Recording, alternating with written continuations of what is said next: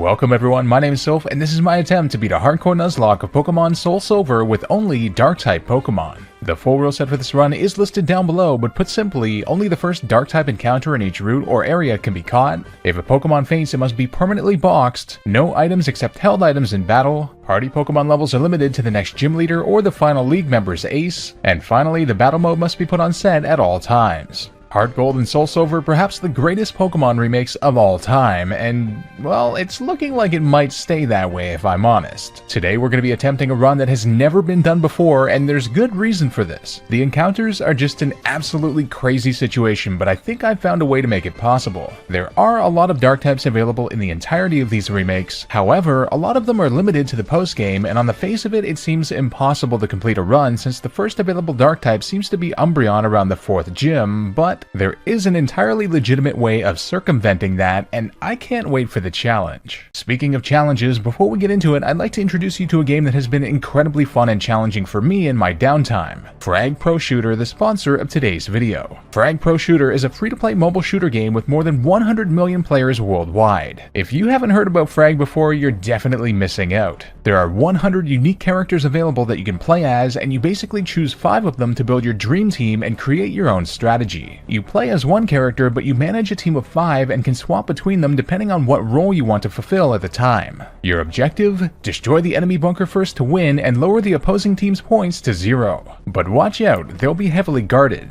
The characters themselves are amazing with unique roles and abilities such as Zap Girl, whose pinpoint accuracy and power to set up an electrical current that spares no one makes her quite a formidable foe. I've also been enjoying playing as Jet a lot, who has a jetpack that can surprise other players with wild maneuvers, and upgrading her powers has been wicked fun. If you're looking for a fun pick up and play game, make sure to check the link in the description for some awesome free rewards. Even if you've already installed Frag, you can grab them. Let me know if you can get 10 wins in a row, by the way. I've been trying and it's been quite a challenge. Thanks to those at Frag Pro Shooter for sponsoring today's video, and let's get into the run. Whoa, I never knew Professor Oak had such big Okay, let me rephrase that. Why is that Pokeball so big? I love naming myself with all capitals. It's like everyone is yelling my name all the time. Sylph! Are you ready? It's time to pick our starter, and with no Dark types here, and all of them having neutral typings against Dark, anything is fair game, so I decided to go with my least picked Johto starter, Cyndaquil, who I nicknamed Sugar Ray. We're gonna use him for just a bit of the game intro, and you'll see why. Sylph, I want you to have these to help with your task. Oh, well, thank you. What? These nuts? Got him! Hi, Mr. Pokemon, I'm sorry, I didn't know. After setting Silver's stolen Pokemon on fire, we get framed by him and the police are after us. It wasn't me, I swear. It was no Papa. No papa, yes papa, Johnny. Before we set off on our journey, we say goodbye to our mom, and I want to remind you guys, if you guys are doing your own run in these games, to have her save your money. Trust me, she can actually send you some great items with it. Here we go on our adventure. You can't climb ledges. Listen, I can do whatever the f I want. This guy's all sad about not being able to light up the dark cave, and, well, look what we have. A Pokemon that's literally on fire. Alright, never mind, I still can't see shit. We quickly arrive in Violet City, the location of the first gym. But where in the world are we gonna get a Dark type, Sylph? I'm glad you asked. We're gonna use none other than the Pokewalker, which thankfully has 2 Dark types available to us early in-game. The first comes from an in-game location called the Suburban Area, where with 500 watts we can find a level 11 Murkrow. A very cool Pokemon in my opinion. I nickname him Revan, and Revan has a quiet nature plus special attack and minus speed, which is pretty damn bad. And we also got the Insomnia ability instead of Super Luck, which raises critical hit ratios, so not the best start, but hey. This singular encounter makes the run possible in the first place. With a viable Dark encounter obtained, it's time to box Sugar Ray. Oh god, no, wait! I mean this one. Goodbye, old friend.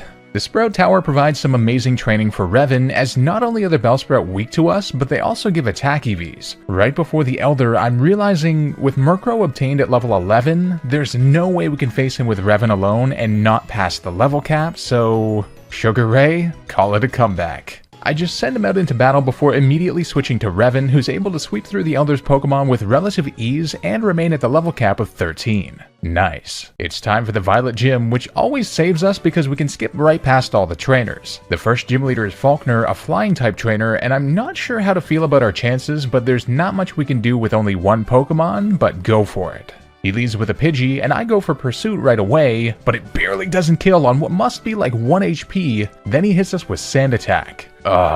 Thankfully, our attack pulls through to take him out, and we get the level up. Keep in mind, Hardcore Nuzlocke rules allow you to level up mid-battle, you just have to be at or below the level cap when it starts. In comes his final Pokemon, Pidgeotto, and we outspeed with Pursuit for about a quarter before he hits a Tackle. We then miss our next attack though, and he uses a Roost. Oh no.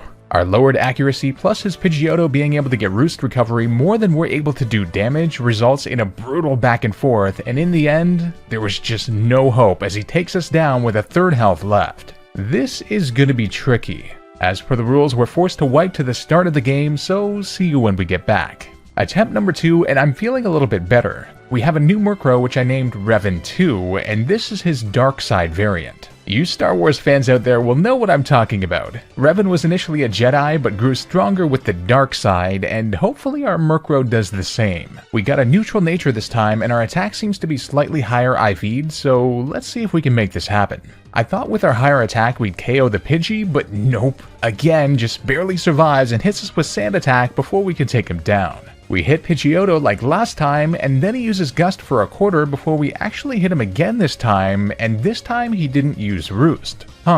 Another Pursuit then brings him to literally 1 HP. We get hit down to 15 HP, but because we can outspeed, we can then just take him out. Alrighty then, that works. First badge acquired, and we get the Roost TM2, which is great for us. Up ahead, we can grab the Rock Smash HM, and I went back to Route 29 to find an HM Pokemon, and found a shiny Pidgey out of nowhere.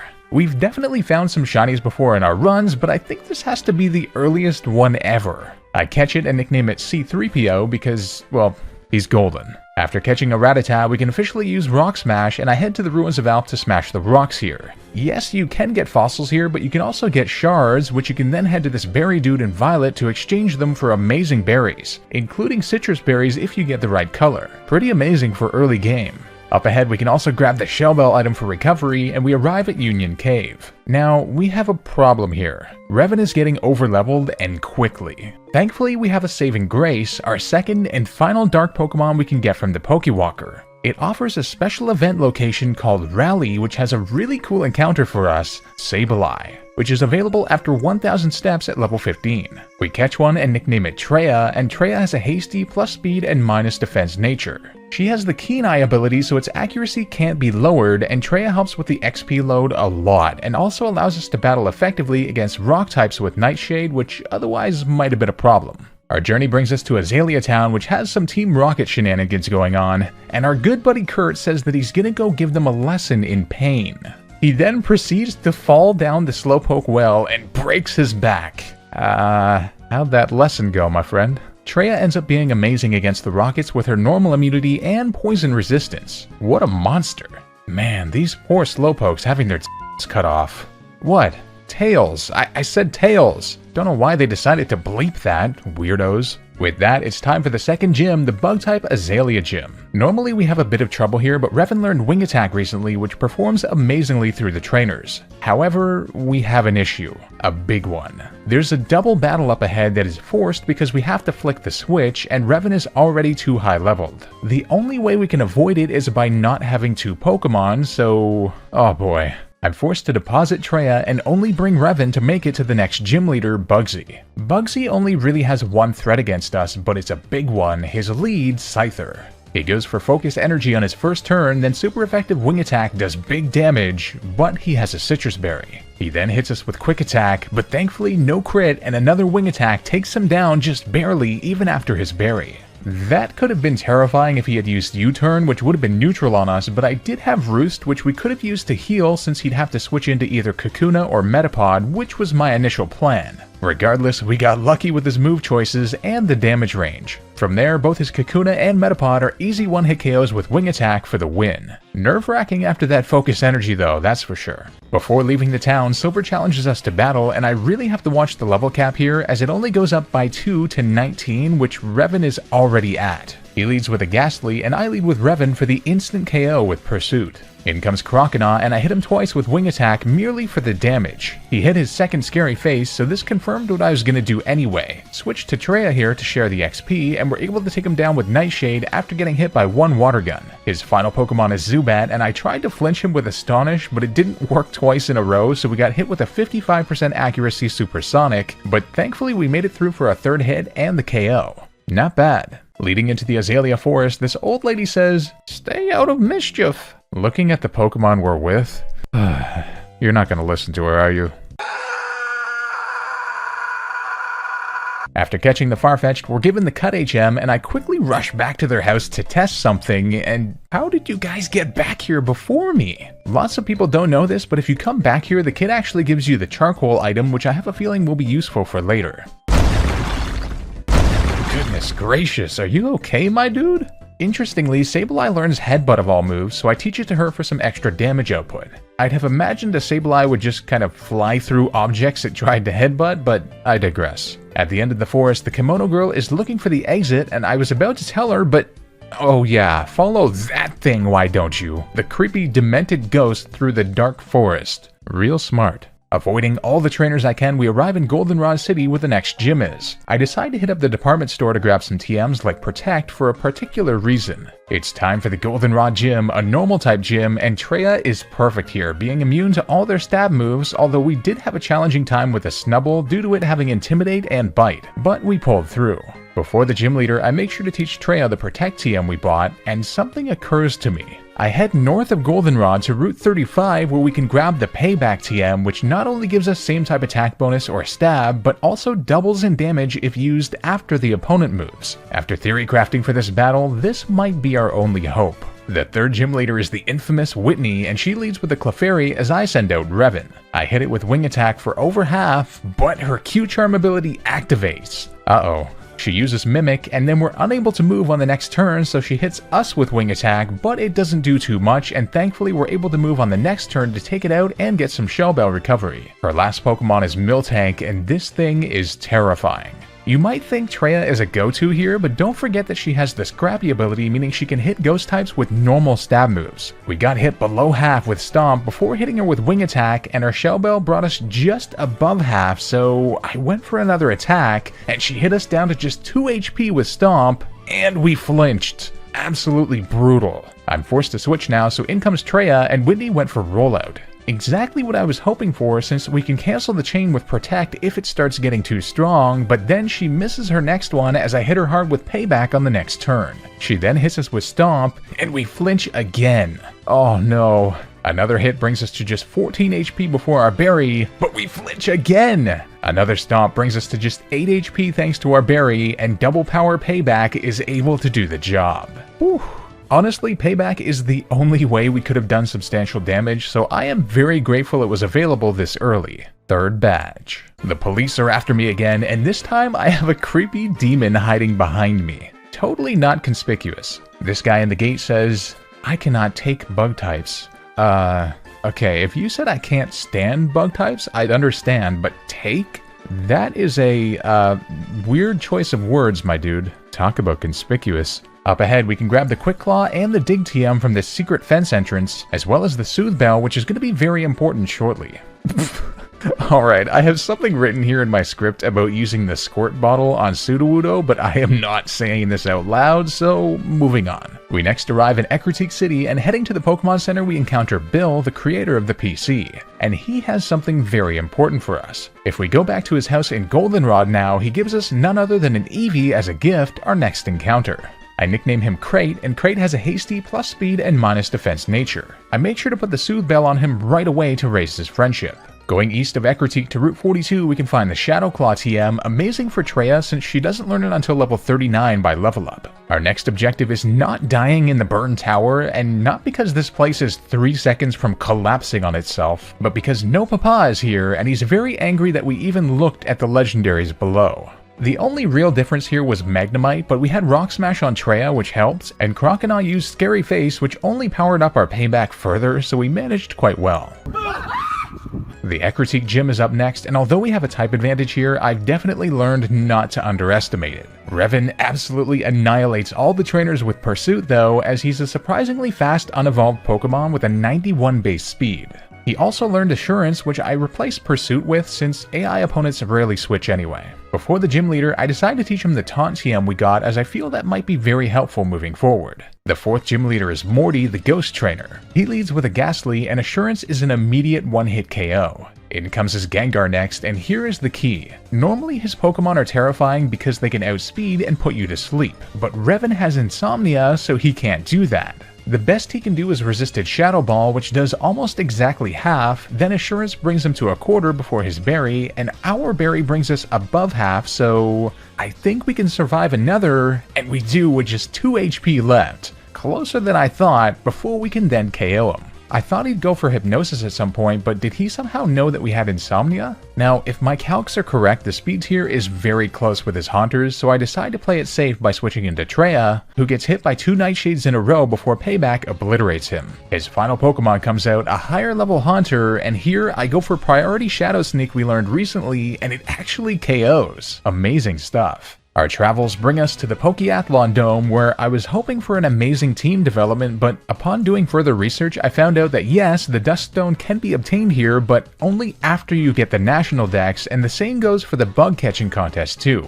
There is no way to get it before the post-game. Well, that certainly throws a wrench into my plans.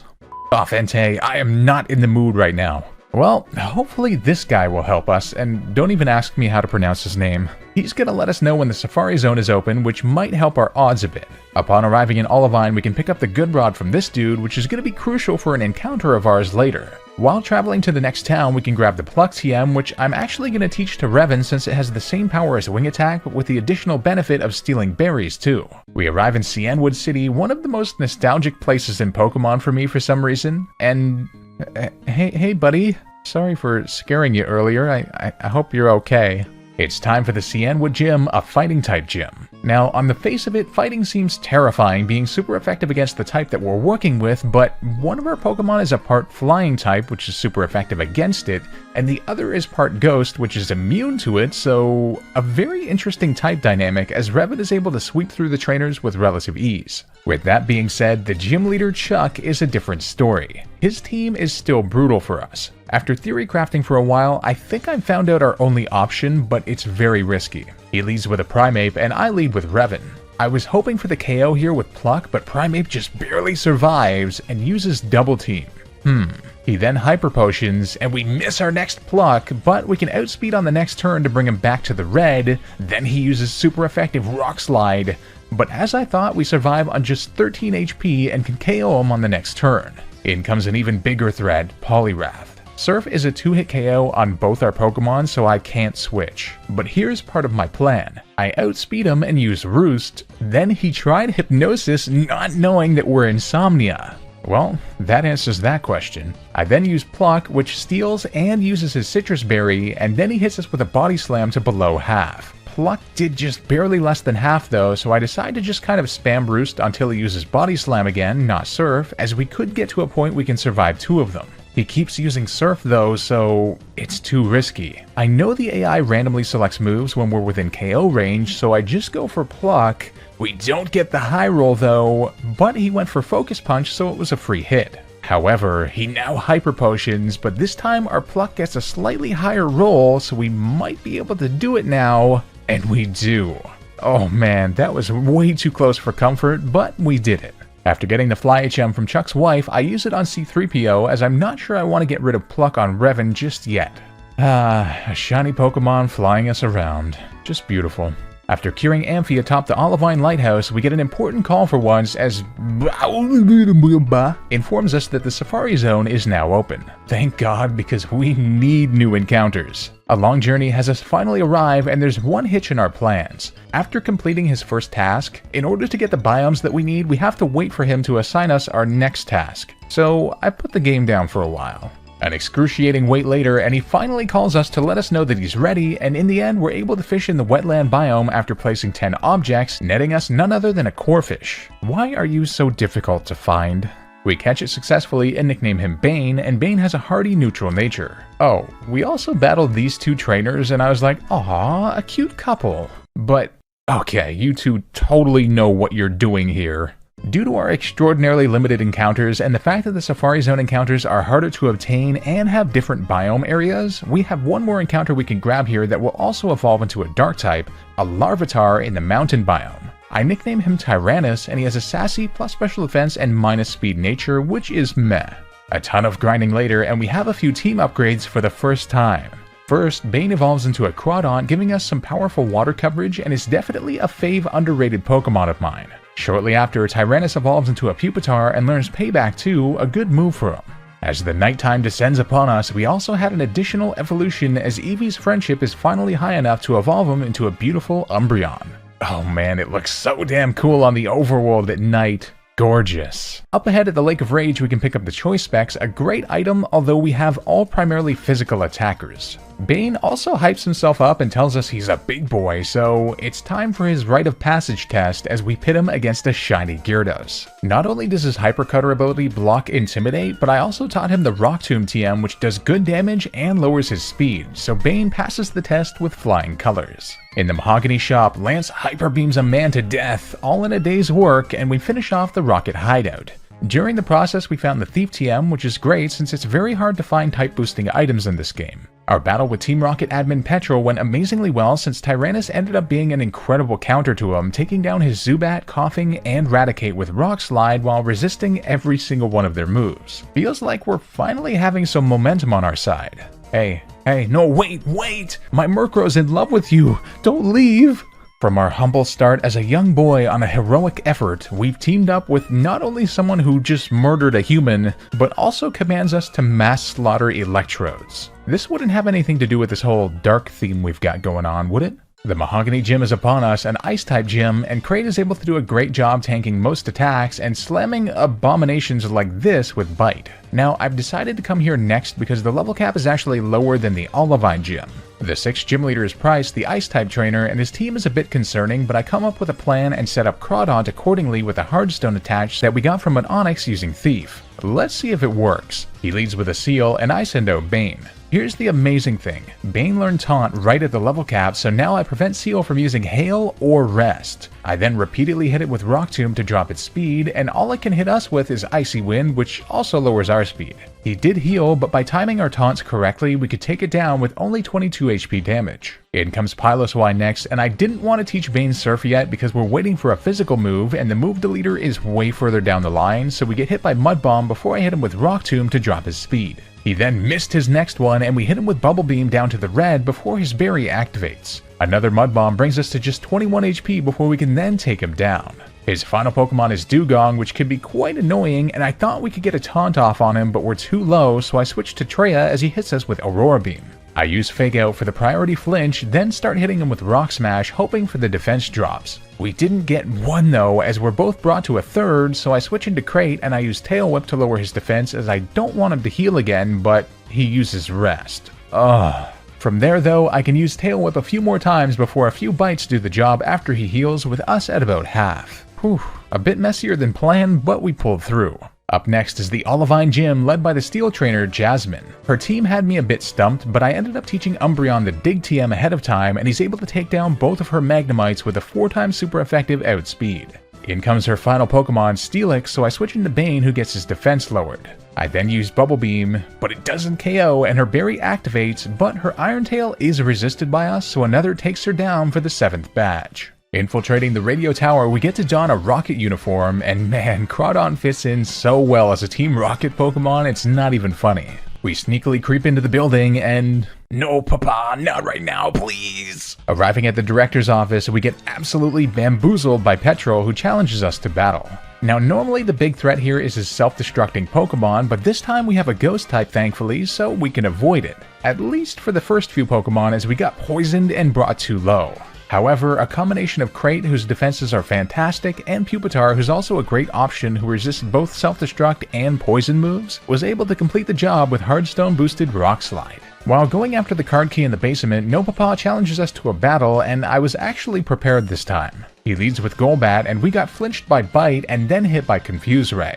Regardless, Tyrannus breaks through to connect the Rock Slide KO. Sneasel then comes out, and I switched into Sableye to get rid of confusion, and then back into Pupitar for the Rock Slide KO, with us being brought to just 24 HP. We now have an amazing counter to Feraligatr too, as Bane resists Water Gun and Crunch, but Thrash still put in work against us, so after bringing it low I put Crate out there to finish him off. From there, Magnemite was a one-hit KO with Dig, and Haunter by one Feint Attack. Solid. Ariana Grande is up next, and I came up with a fantastic strategy against her. She leads with Arbok, so I send out Tyrannus. I immediately switch due to the Intimidate into Crate, and as I suspected, she used Glare, which activates Umbreon's Synchronize and paralyzes her. Then our Cherry Berry heals us.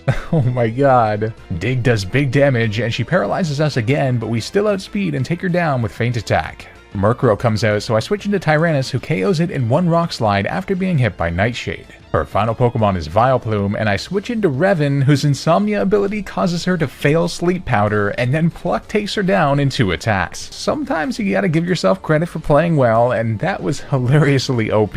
Sorry, Ariana Grande. The final rocket battle is against Archer, and basically I put the choice specs on Bane and smashed through his entire team with Bubble Beam of all things, with us being brought to 2/3. Works for me. A long journey through the ice cave nets us the Waterfall HM, the exact move I was waiting to give Bane this whole time, as his attack is way better than his special attack. We then arrive in Blackthorn City, the location of the 8th and final gym. Before the gym though, I head south to Route 45 for a very particular reason. This side of the Dark Cave is the only entrance through which we can finally get the Black Glasses item to boost our Dark-type moves. Why they made that inaccessible until now, I will never know. The Blackthorn Gym is upon us, and Bane serves as a monster here with his newly learned Night Slash, and also resisting a lot of the moves that the trainers attempt to use on us, since they have a lot of water types for some reason. I am so happy that Cronont is so good in this gen, as just a generation before he was kinda trash, since both water and dark were special types, but now he can use his physical prowess. The 8th gym leader is the Dragon Trainer, Claire. Her team is terrifying as always, and I theory crafted for a while and even upped our EVs where I thought we'd need them. She leads with a Gyarados with Intimidate, and fortunately we have the perfect counter, Bane. The most she can do against us is 40 HP with Dragon Rage, so I hit it with Night Slash, which does just over half as I thought. Another Dragon Rage brings us low, but our Berry brings us above half again. Then a second Night Slash finishes her off. In comes one of her Dragonairs, and I figured she'd go for Thunder Wave here, so I used Taunt, and she did, so the prediction pays off. From there, Night Slash doesn't quite KO, so we get hit by Dragon Pulse to just 17 HP, but another one KOs her. Her other Dragonair comes in next, and here I decide to switch into Treya. Dragon Pulse brings her to just above half, and then I hit her with Fake Out for the priority flinch and some Shell Bell recovery. Another Dragon Pulse brings us to just 19 HP, and then I hit her with a massive power payback, but she survives on like 2 HP, but we do have Shadow Sneak. I was unsure if she'd save her full restores for Kingdra, but she did use it here. Very unfortunate. Here I switch into Crate, who gets hit by Aqua Tail, and then hit a Feint Attack before she uses Thunder Wave. Uh-oh. This does paralyze her as well though, so we still outspeed and make it through for the KO. In comes her final Pokemon, Kingdra, a big threat for our team, and I was not expecting Crate to be paralyzed at this point. She uses Smokescreen to lower our accuracy twice, but we got 2 Tail Whips off in the meantime. Hydro Pump then does huge damage to below half before our Berry, then Feint Attack does just less than half. I was thinking of maybe switching here, but I don't think Murkrow can take a single Hydro Pump even, so I stay in, land another Feint Attack, and she survives in the red before her Berry. Oh no. Now here I thought for a while and decided to ask myself, how could this go wrong? It's a good mindset to have in Nuzlocke if I'm honest. I realized that if I use Feint Attack, she might survive in the red. Yes, we could try to Quick Attack after, but she'll probably full restore. So I decided to go for Quick Attack here to ensure a Feint Attack KO range instead. It all depends if we survive her next attack and make it through Paralysis, and we do to win our 8th badge. Unbelievable. Our return to Ecruteak has us face the Kimono Girls, quite a tough challenge as you have to face them all consecutively with no healing or switching between battles. Thankfully, we had enough type coverage to manage them as Revan walled Umbreon quite well despite confusion nonsense. We could use Sucker Punch to out-prioritize and one-hit KO Espeon. Flareon was handled by a switch into Bane who merely got hit by a Fire Blast. A switch into Tyrannus then completely walled their Jolteon. Then finally, Vaporeon was handled by Bane's Resistance and Night Slash power. The mystical ceremony centuries of safekeeping made possible is enacted to summon the almighty legendary Pokemon, Lugia, and as always we make sure to kill that and end the entire Johto region's hopes and dreams. With that, we arrive and make our way through the perilous Victory Road, and along the way we found the Earthquake TM, quite an amazing move of course, but I'm gonna save it for later. At the end stands our rival, No Papa. But I had leveled up quite near the league's level cap, so he was mostly manageable, although we had 2 close calls. Bane's fight against Feraligatr, which was a slugfest all the way down to 25 HP, and also Murkrow fighting Haunter after being hit by both a Shadow Ball and Curse, which brought us to just 6 HP by the time Kadabra switched in. A couple close calls for sure, but after fulfilling the rest of our EVs and getting any needed TMs and items, it's time for the Pokemon League. The first Elite Four member is Will, the Psychic Trainer. On the face of it, this seems like a freebie for us, but he does have some tricks up his sleeve. I lead with Revan with the Metronome item attached from the game corner, and I hit Xatu with Feint Attack, but it barely survives in the red and uses U-turn into Jinx. Amazingly though, as I thought, we do even outspeed Jinx, and we're gathering power on Feint Attack so it goes down immediately. In comes Exeggutor next, and it survives low in the red as well unfortunately, and sets up Reflect. That is not good. He then full restores before another brings him to just above half, then another brings him into the red again, then he smashes us with Egg Bomb before we can KO. That was a bit unexpected, so now Slowbro is too much for us to handle, so I switch into Bane who handles him with a couple Night Slashes. His low health Xatu is then easily KO'd and his final Xatu comes out. It hits us with an Aerial Ace to below half before Night Slash is a one-hit KO on it. Messier than I thought, that's for sure. Next up is Koga, the Poison-type trainer. He leads with an Ariados, so I lead with Revan and immediately smash it with Fly for the KO. Muck comes out next, and I thought Gunk Shot would destroy Revan, so I switched into Tyrannus who resists, but we do get poisoned. We can then one-hit KO it with Stab super effective Earthquake though.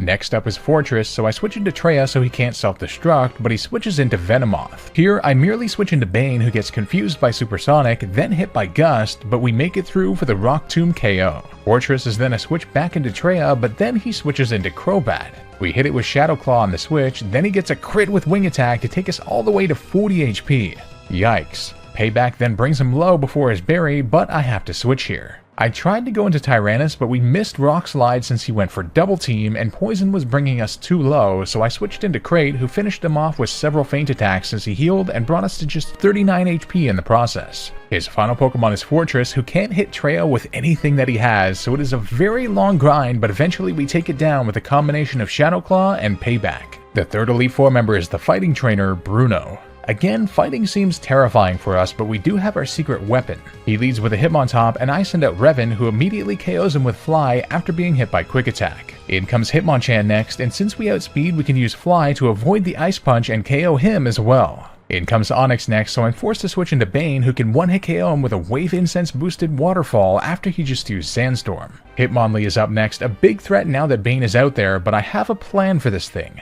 I know he's going to use High Jump Kick, so I switch into Treya as he gets the recoil damage since he can't hit us. I then switch knowing he won't use that again against a Ghost type, and he hits us with Swagger. Now that we have a Rock type out there, I assumed he'd go for the High Jump Kick again, so I bait it, and he does, so he KOs himself from recoil as I send out Treya again. Amazing. His final Pokemon is a big threat, Machamp, and I hit it with Shadow Claw before Rock Slide brings us just above half. Another Shadow Claw brings him to just below half after his berry, and then another Rock Slide brings us low. I'm forced to switch, so I go into Bane knowing he'll Rock Slide, and then I need all the power I can get if I'm to pull this off. Waterfall hits, and it does indeed take him down. A tough one for sure, but I think we played well. The final Elite Four member is Karen, a fellow Dark-type trainer and one whose philosophy I share. She leads with Umbreon, and I lead with Bane. This Umbreon can be super annoying with Confuse Ray and Double Team, but I hit him with Taunt right away so he can't do that, and 2 waterfalls then KO him. Beautiful. Vileplume is then handled by a switch into Revan with Fly after we get hit by Petal Dance, and in comes Gengar. Now here I was very worried about her using Destiny Bond, so I used Roost, but she went for Shadow Ball. Oh, I can never predict this thing. Here, I realized the better option is probably just to Sucker Punch, as I don't think Destiny Bond activates it, so if she uses it, we won't KO her to activate it, and it looks like she was going for Shadow Ball again as it works and just gets the one-hit KO. Crisis averted. Houndoom is then handled by a switch into Bane with Waterfall, although we got brought low by 2 Flamethrowers. Then Murkrow is an easy switch into Tyrannus for the Rock Slide KO. It's time for the final battle, the champion Lance the Dragon Master.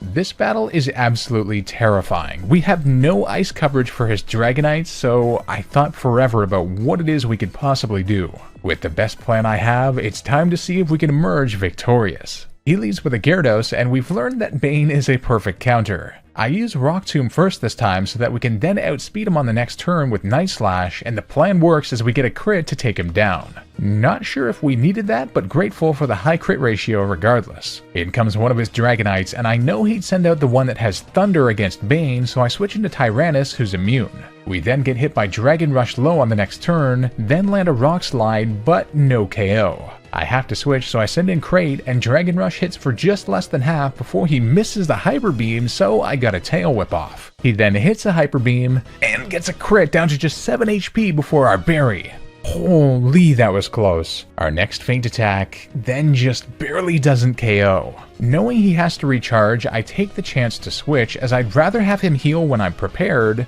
so I send out Bane for the Rock Tomb to drop his speed, that way I can attack again and outspeed to KO him while wasting his full restore. Nice. His next Dragonite then misses Dragon Rush, so Rock Tomb hits it, then we outspeed and hit it with Night Slash, but no crit this time, and it lands a Thunder Wave. It then misses Hyper Beam though, so another attack KOs. Wow. Aerodactyl comes out next, hits us with a Thunder Fang to 48 HP, then we land a Waterfall for the one-hit KO. His final Dragonite comes out next though, and I have nothing I can switch into Outrage, so I have to let Bane go to help accelerate his confusion. Rest in peace, brother. Here I send out Treya, who doesn't even survive one Outrage. But he also doesn't get confused. Oh no. Here I send out Revan though and use Fly so he misses and gets confused from Outrage while we're in the air, and Fly does less than half, but he hits himself in confusion, but has a Citrus Berry. Man oh man. I have no choice though, and I don't want to bring him into full restore range with Fly, so I go for a feint attack, and he hits himself again, and it looks like the plan worked as I can now hit him with Priority Sucker Punch for the KO. Holy. His final Pokemon is a Charizard, and I know we outspeed, so I go for Fly to hit him below half. Air Slash then brings us to 34 HP, and one more Fly is able to finish him off and end the battle. Unbelievable. I honestly thought we were done for after a few of those turns, but we pulled it off with 3 Pokemon remaining. That was quite the battle, and becoming champion feels nice and all, but our journey is not over. The biggest challenge is yet to come. But first, you Entei. Professor Oak gives us the national dex at Olivine City, and this finally allows us to take on the Pokeathlon to get a Duskstone, which they do indeed have in stock today, fortunately enough. With this, we can finally evolve our starter Pokemon. Imagine that, evolving your starter in the post-game, as Revan evolves into a beastly Honchkrow. Ooh, look at him. He's ready, boys. Now that a new selection of Pokemon has been unlocked in the Safari Zone, and it is the post-game, we can pick up 2 more encounters. First, a Nuzleaf in the Meadow biome, which I nicknamed Malgus. Malgus has a quiet plus special attack and minus speed nature, not good at all, but we'll take it. We can also catch a Skorupi, who I nicknamed Plagus, and Plagus has a gentle plus special defense and minus defense nature. After getting a Leaf Stone, we can finally evolve Malgus into an awesome Shiftry. Those of you who are relatively new to my channel might not know that Shiftry was actually my original mascot Pokemon, but admittedly he's kinda hideous. Plagus also evolves into a Drapion after learning some great level up moves, and this is also a perfect candidate for our Earthquake TM, making him quite a beast indeed. With that, we can now board the SS Aqua into the Kanto region, one of my favorite parts of any Pokemon game. We arrive in Vermilion City, and honestly, nothing beats the feeling I had as a young kid returning to Kanto in Gold and Silver. Regardless, the gym leaders in Kanto are generally quite easy. At this point in the game, you generally have some good type coverage and have all of your EVs fulfilled, and your new encounters can also have the perfect EV setup so they don't have to have crappy EVs from beating the story.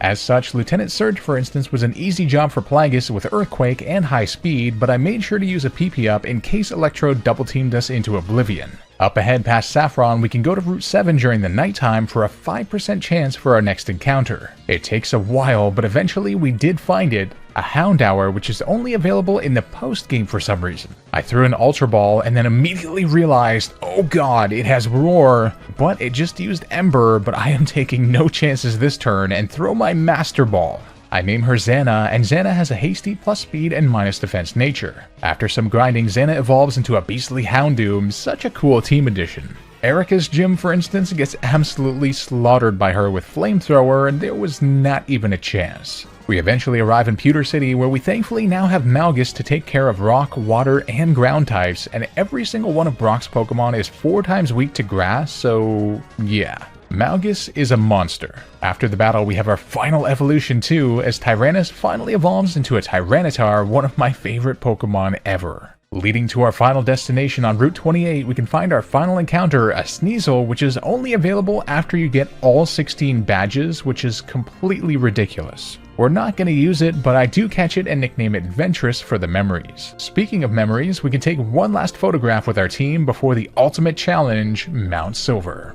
In here, we find the Expert Belt, a fantastic item to increase super effective moves further before making it to the peak where the most powerful trainer in the 2 regions awaits, Red himself. I prepared as best I could, but there's no telling what might happen. Let's go for it. He leads with his level 88 Pikachu, and I lead with Tyranitar. This way we stop the hail and create a Sandstorm instead, crucially important to prevent 100% accuracy blizzards from his Pokemon. Knowing Pikachu has Iron Tail and a crit would kill us immediately, I switch into Drapion, who tanks it above half, but gets the defense drop. We then outspeed it though and KO it with Earthquake. In comes Snorlax next, and I go for Crunch for a third before he uses Blizzard. We won't survive another, so I switch into Tyranitar, and Crunch just barely doesn't KO, but with our increased special defense from the weather, we tank 2 Blizzards, and the Sandstorm KOs him. Blastoise comes out next, and I cannot take a Focus Blast, so I have to switch, but into what?